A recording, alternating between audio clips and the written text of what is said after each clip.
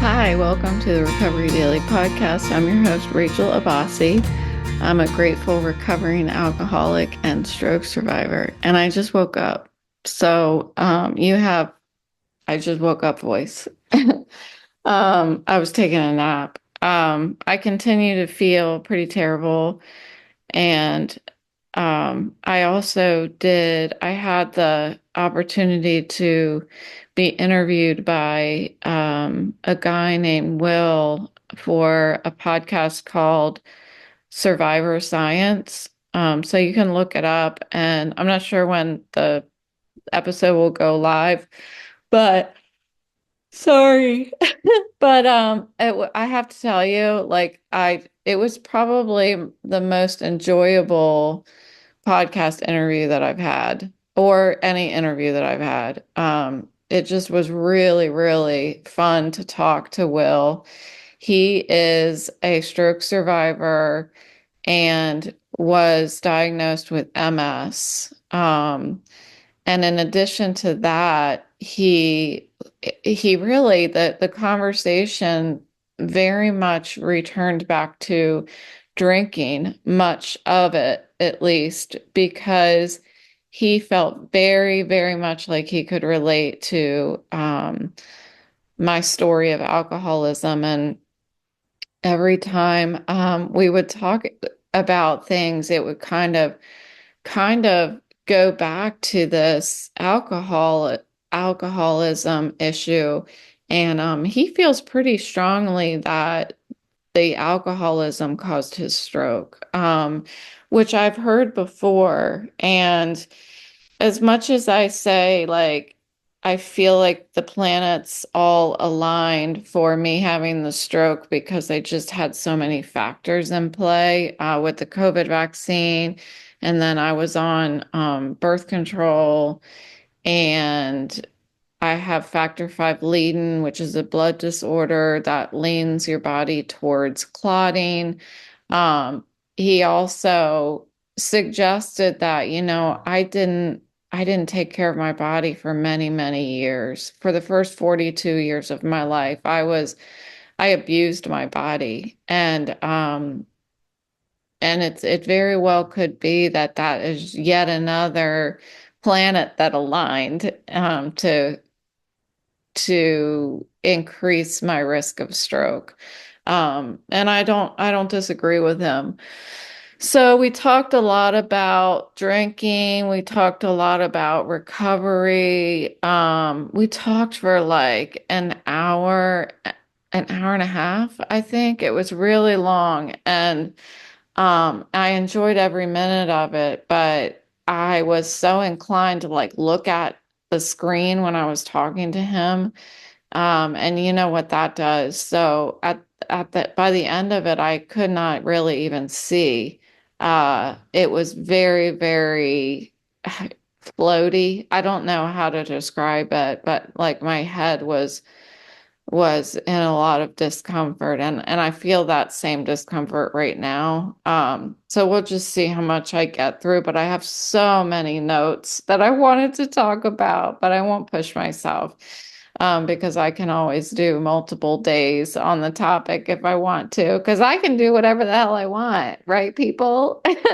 Okay, so the notes that I have are about Step 10, it's about making self-searching a regular habit, that daily spot check inventory. Like, I can't hear enough about this idea of like checking in with myself and seeing like how I am. Is anything wrong with me? If I get upset, um, the program tells me that something is wrong with me, not the person that I'm upset with. And for a long time, I have thought, you know, that's just not true. Sorry.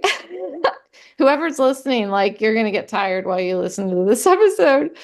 Um, that just felt like it wasn't true. If I'm upset with someone, it's because of them. But it is healthier for me to not have that attitude. If something is wrong, if I'm upset, I need to look inward, not outward. And the program has taught me to do that. Step 4 is a great example of writing down my resentments and looking at my role. That's really what this comes down to. If I'm upset with somebody, I'm doing a mini step 4. I'm writing down the resentment and being very honest with myself or my sponsor, whoever, if I wanted to talk to somebody about it, about what it is that I'm pissed off about. And then in the end, I'm actually turning pointing. If I point at somebody else, there's 3 other fingers pointing back at me. That's what I'm doing. I'm looking at what is my role in all of this. I have had sponsees that I've needed to have conversations with about step 4. And sometimes I have a hard time like looking at what somebody is upset about and they say, but I didn't do anything. Like I am a victim. I have a hard time not agreeing with them. So I think it's challenging. Like my point is it's very challenging to look at our role when it feels like something really did just happen to us. I think that regardless of what did happen to us, we have to look at our reaction to it. So we still have to look inward even when something appears to be like I'm a victim of it. Like, let's say my stroke. I am a victim of my stroke, we'll say. And there's nobody to blame. Yeah, all I can blame is the stroke. Okay, we're acting like the stroke is kind of a person.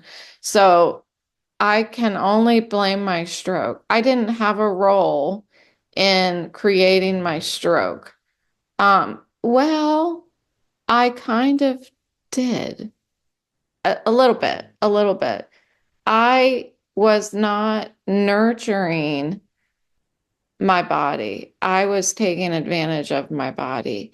It's possible that we can do that in relationships, you know? Um, but in addition to that, let's say I had the stroke and I didn't do anything to cause it. It's just that's the way life happened to me. And um, there's no changing it. Like I can't go back and change the fact that I had a stroke. Well, I still need to look inward and not blame the doctors, or maybe not blame the doctors, but rethink the stroke to a point where, well, I need to find out why I had it. And these doctors suck because they can't tell me why I had the stroke. It doesn't matter. It doesn't matter why I had the stroke. It matters in order to avoid having another one.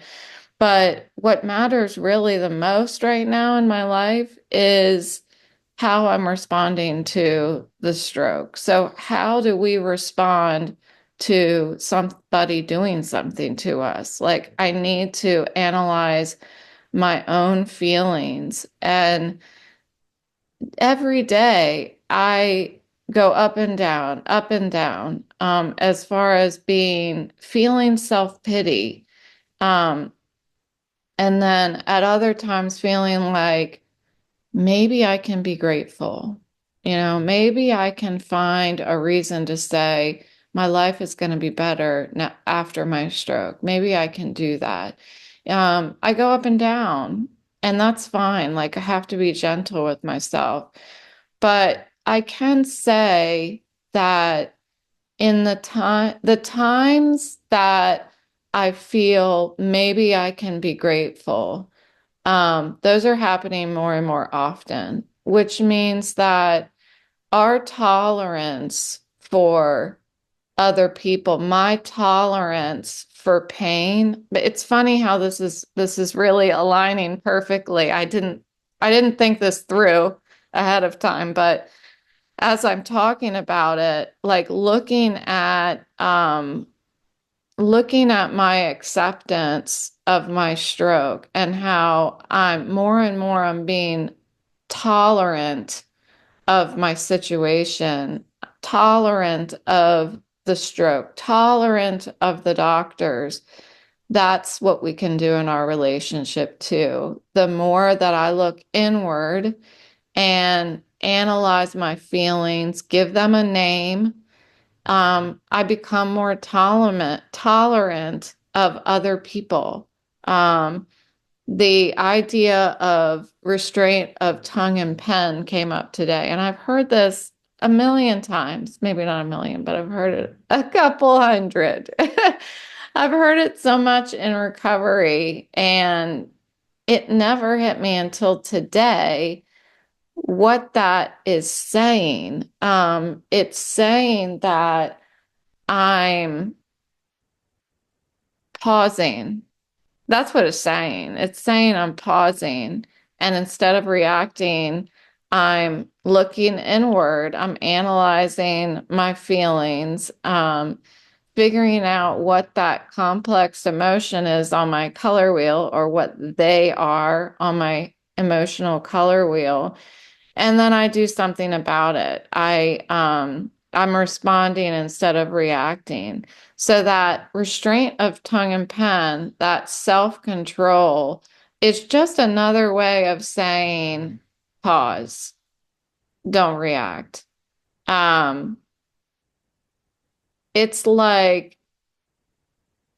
I want I want to be graceful with how I respond to my relationships. Um, I want to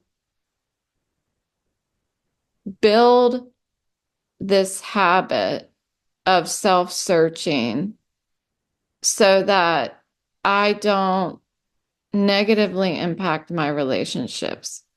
What's happening at the same time is I'm increasing the tolerance of these people in my life, and I'm giving them grace, even though it looks to me from the inside looking out, it looks to me like I am doing this for myself. It's selfish. Like this program is a selfish program, but I'm actually helping my relationships. I'm helping the other person by looking inward.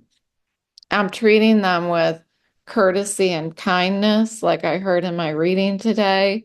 Um, I'm Sometimes I'm able to pause long enough that I realize I don't need to respond at all to what has happened.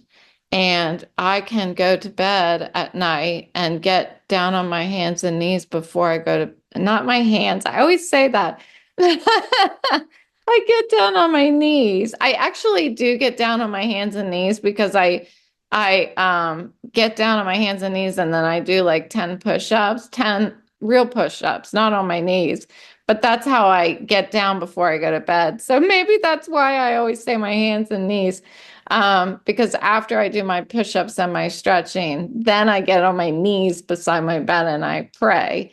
And that's where I say, thy will be done, not mine. And quite often, um, thy will being done is only possible because I paused really at the very beginning. I did that restraint of tongue and pen, and I paused, and in the pause, recognized I don't actually need to react at all. Sometimes I don't really need to react at all.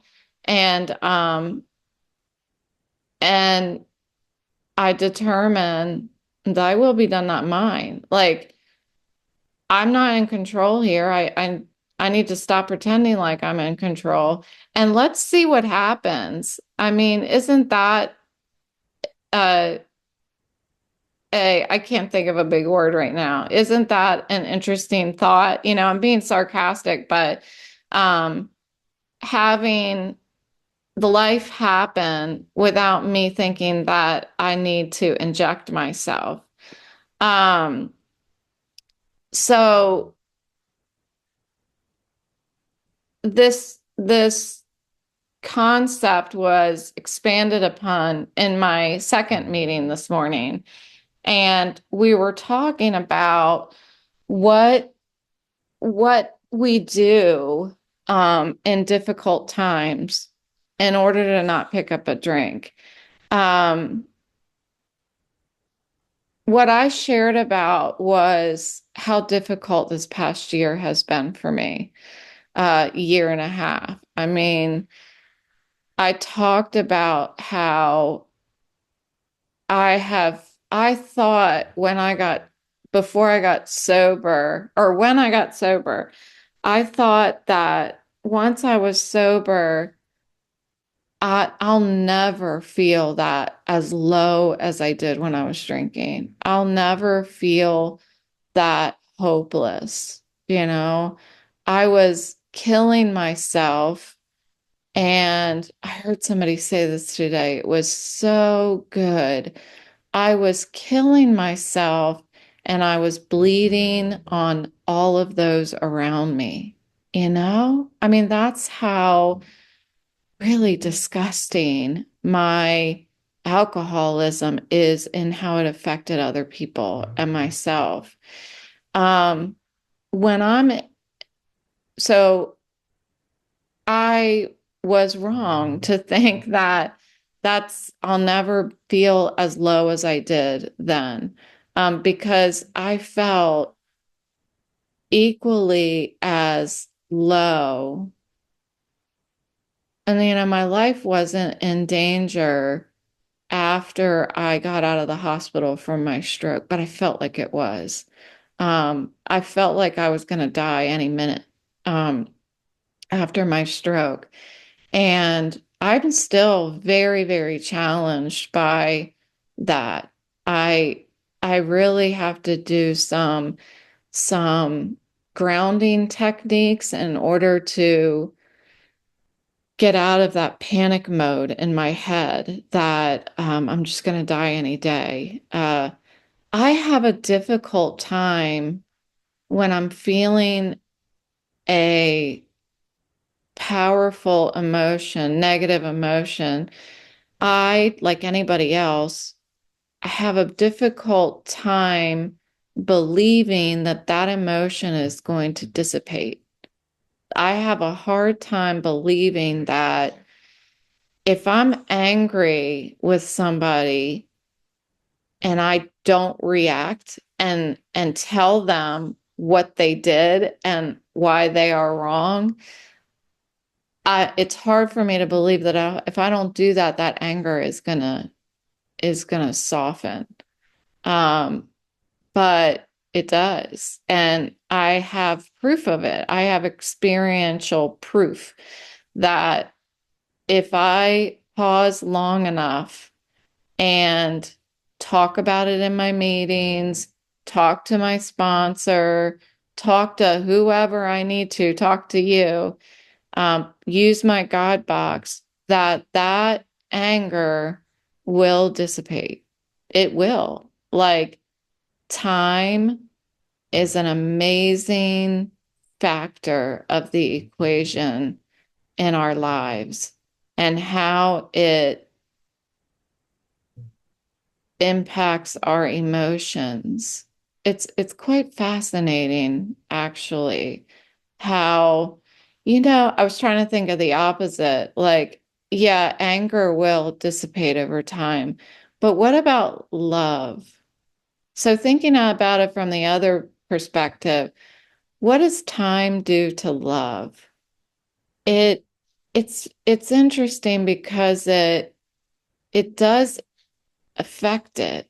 Um, like I remember when my husband and I were first dating, and they call it the honeymoon phase, and you just can't get enough of each other.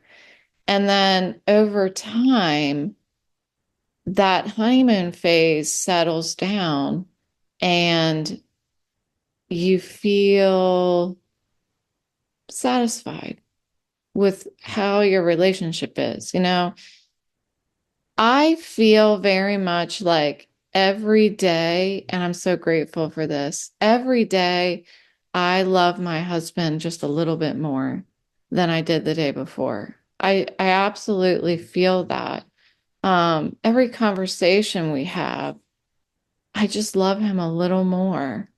And so time isn't making it dissipate. The love, it's not making it dissipate. It's making the love spread out more. Um, so if I had a thesaurus, I would, and I do in front of me on this computer, but I can't work in it right now because of my head. And that wouldn't be fun for you guys for me to browse the thesaurus, but it is doing something related to the word dissipate. Like anger dissipates. If I think of what that word means, it's spreading it out. If anger was a bunch of molecules, um, they are being spread out over time and they dissipate. Love is being spread out also, but it's increasing the number of molecules, you know? It's fascinating to think about that. Huh. Okay, so I'll stop thinking about that right now. But it's important that my emotions don't define my behavior. They don't control me. And fear can make me shut down. It seems like every example that I can think of today, when I think about being fearful, it's correlated with me shutting down. When I think about um, my previous marriage, I shut down. I stopped talking altogether. What was I fearful of? I was fearful of confrontation. I was fearful of saying the truth out loud, like how I was feeling. I was fearful of it. I was fearful of the reaction. I wasn't fearful that I was going to be physically abused or anything like that, but I was fearful just the same. And I shut down completely. When I was in a sorority in college and we were, the sisters would call us and be like, you need to get over here to the chapter room, be here in 5 minutes or something like that. Yeah, I felt fear. What was I afraid of? I don't know. I didn't think they were going to hurt me. So, but there was this, I think, anticipation, anxiety of the unknown, like what's going to happen.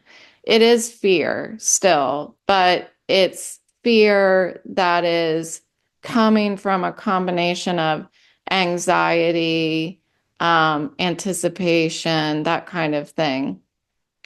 Anger, a little bit of anger because I was sleeping, something like that. So in that case, when all of us would run over to the chapter room in the sorority hall, I would shut down.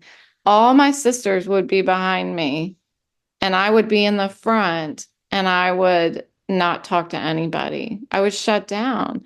I stop reacting and I stop responding because it's like all of my emotions merge together, like in the color wheel, So if you were painting and you took all the colors and mixed them together, you would get black. That is what I start to feel like when I have all these emotions and I don't act on them. I don't react to them. I just shut down. They all collect in my dark place and they turn black. Um, Maybe that's why I call it my dark place, because I just think of black when I think about all of that scary stuff that I stuffed down for so long.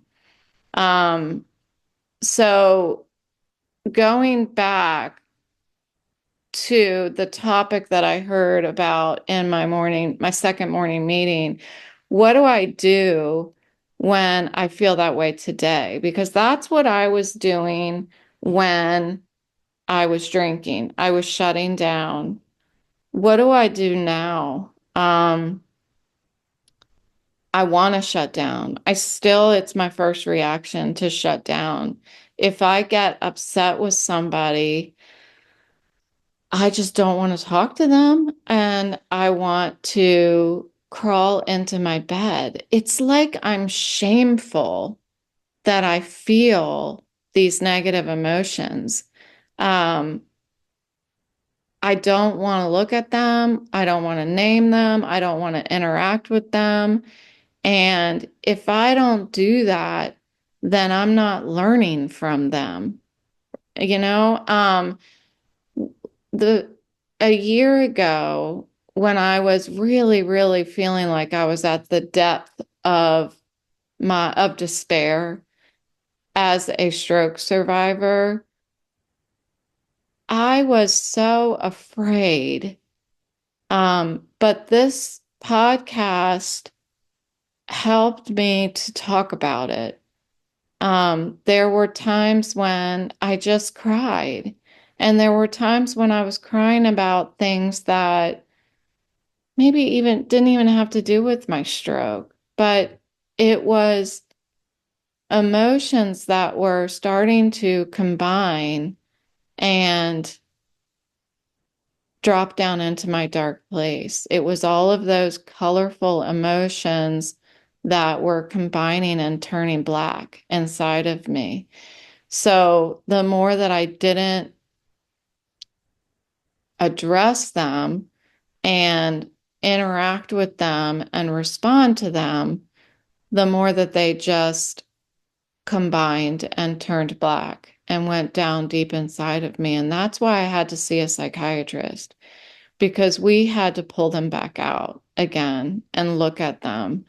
And the things that I looked at and what I did about it was, you recall, you lifetime listeners, that despair when I was feeling so freaking hopeless that I can't live this way. That's what I was feeling. That I learned I have to celebrate even the smallest uh, steps in progress. So I got my stickers, and every day that I felt just a little bit of hope, I put a sticker on my mirror. And man, did that help. It really did. It helped me.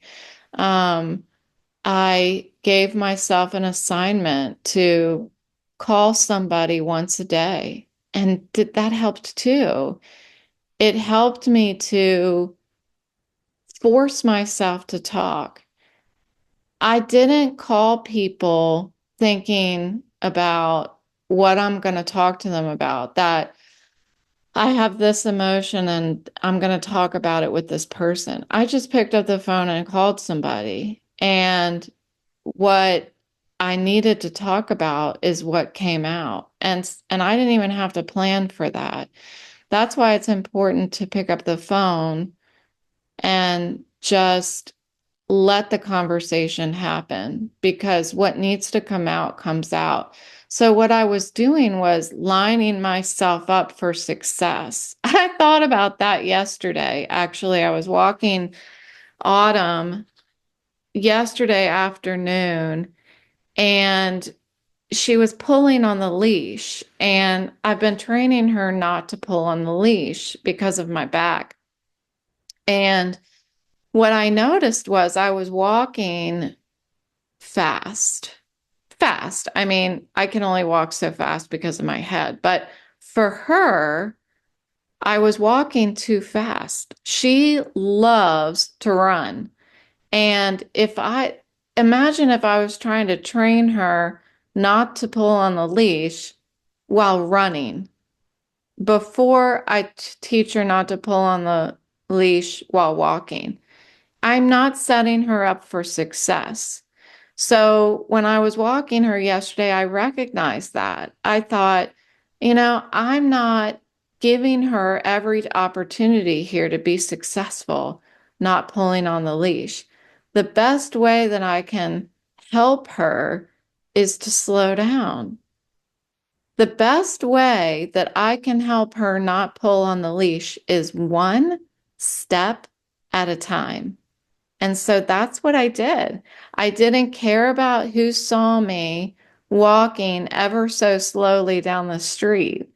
I just thought I was there to help my dog be successful at learning how to not pull. So I taught her one step at a time. And you know what? She did perfectly. She did perfectly when I slowed down and took one step at a time. She never pulled on the leash at all. So what does that tell me? Like, I have to slow down. I have to set myself up for success. And that means that I need to look at my tools, look at each emotion, and look at them one at a time. Talk to my higher power. Talk to one person on the phone. Talk to a psychiatrist.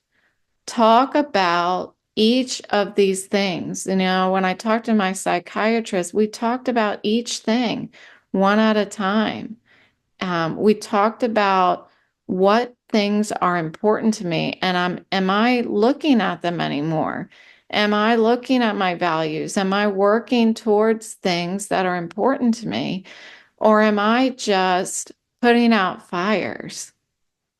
Am I setting myself up to be successful today? Or am I trying to go so quickly through life that I can't do it well? Am I giving myself too many goals in one day? Am I giving myself too many goals in 1 week, in 1 month, in 1 year? Slow down and allow myself to be successful. Allow myself to choose the path of happy, but yet, if I'm not feeling happy at the moment, then stop. Look at it. Figure out, how can I not pull on my leash? How can I sit in it, feel it, learn from it, name it, take it out of my dark place, take it out of that that combined blob of colors that are turning black. Take that one color out, figure out what it is, and then let it go. Put it in my God box, whatever, breathe it out to let it go. A lot of times lately, I've been taking a deep breath and just exhaling, and I'm imagining that I'm blowing away that emotion. That's what I've been doing lately, and it's been helping me a lot, because I do have these micro emotions that I feel could attach to me if I don't blow them away. I address it at once. Why am I feeling this? Right. I'm feeling this because this happened in my life. Let's acknowledge it. It's making me feel frustrated. And then I blow it away. I blow away the frustration. Or I'm not blowing away the frustration. I'm blowing away the thing that's making me frustrated, the thing that is attaching to me. And when I do that, that frustration dissipates. I'm pausing, right? I'm pausing. And somebody said today in one of my meetings, I wrote it down, that when using pause as an acronym, it stands for postpone action until serenity enters. Postpone action until serenity enters. That's what pause is. And I think that's really a great way of looking at it. Um, because if I'm talking about using my God box as the pause, remember when I was angry with my boss for 5 whole days? Well, I was pausing until serenity entered. I wrote his name down for 5 days until serenity came back, until it wasn't wrong. Nothing was wrong anymore. That's what serenity is for me. Nothing's wrong. And so I was able to use my God box, pause, uh, postpone action, put the name in the God box rather than doing something about it, rather than going and telling off my boss, postpone the action until serenity enters, until nothing is wrong anymore. I'm not pissed off at him anymore. So just great stuff today. Lots of good stuff going through my head. I'm glad that my brain was able to stay with it while I explained this. This Will, who I talked to last night, um, we were talking. It was almost humorous to me how him and I would both be in this shiny coin headspace where we would just start going down a tangent and then we couldn't remember what we were talking about. The episode, depending on how much he keeps or if he's editing stuff out, um, there are several times that either one of us are like, I don't remember what I was talking about. And we both try to work together to remember what it is we were talking about. And I said, I'm so happy to know that I'm not the only one. But he said same thing. He has a really hard time keeping his train of thought and coming back to the main message of what he was trying to say. And I'm like, oh my gosh, like it happens to me so much. But I did tell him that doing my podcast has been so freaking helpful for that part of my recovery. My cognitive deficit in language and memory, this podcast has been so helpful for me to exercise that muscle. And I feel like at this point, I'm always gonna have a problem remembering things. I think I'm always going to have that deficit, no matter how much I work at it. My brain, there's part of my brain that's dead. And I have to remember that. I'm not stupid. There is some there are some connections in my brain that aren't there anymore. And I'm working new connections in order to allow that information to flow around the dead part of my brain. But maybe some connections can never be rebuilt. Maybe I'm always going to have to, I think of it as a rocky creek, and my information in my brain has to jump over the creek. There's no bridge. So maybe I'm always going to have to jump over that creek to get to the other side to continue what I'm talking about. But I have to just be grateful today for where I'm at. I'm really, really grateful for for you and for helping me and encouraging me to recover every day, and to work on being the best version of me that I can be with everything that I've been given in life. Yeah, so thank you so much for listening today. I hope you got as much out of it as I did, and I'll talk to you tomorrow.